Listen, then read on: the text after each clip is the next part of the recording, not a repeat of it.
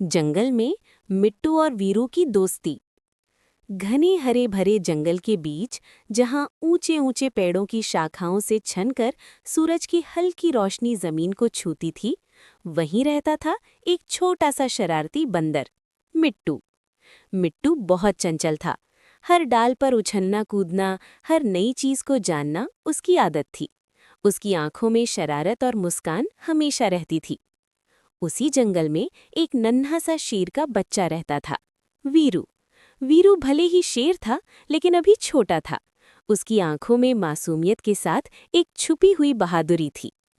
एक दिन मिट्टू पेड़ की ऊंची डाल पर बैठा था। नीचे से वीरू ने उसे देखा और मुस्कुराया। मिट्टू ने शरारती अंदाज में कहा, अरे छोटे शेर, डर नहीं लगता अकेले जंगल में? वीरू ने मासूम पर साहसी आवाज में जवाब दिया, जब दोस्त साथ हों तो डर किस बात का। यहीं से शुरू हुई मिट्टू और वीरू की गहरी दोस्ती। जादुई गुफा की कहानी। एक दिन जंगल की खुली जगह में मिट्टू बहुत उत्साहित था। वो हाथ पांव हिलाते हुए वीरू को कुछ समझा रहा था। वीरू, मैंने सुना है इस जंगल में एक जादुई गुफा है, जहां झरने के पीछे छुपा है कोई बड़ा रहस्य। वीरू की आंखें चमक उठीं। तभी पास की डाल पर बैठा एक बूढ़ा रंग बिरंगा तोता बोला, हाँ बच्चों, वो गुफा साधारण नहीं है।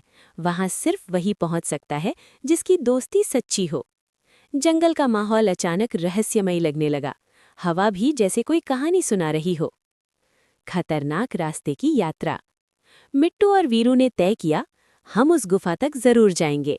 रास्ता आसान नहीं था। कहीं कांटेदार झाड़ियां, कहीं फिसलते पत्थर, हर तरफ धुंध और अजीब आवाजें। एक जगह वीरू का पैर फिसल गया। मिट्टू ने बिना सोचे समझे उसकी पूंछ पकड़ ली और जोर से खींच लिया। मैं हूं ना, मिट्टू बोला। वीरू की आंखों में भरोसा चमक उठा। दोस्ती ने डर को हरा दिया।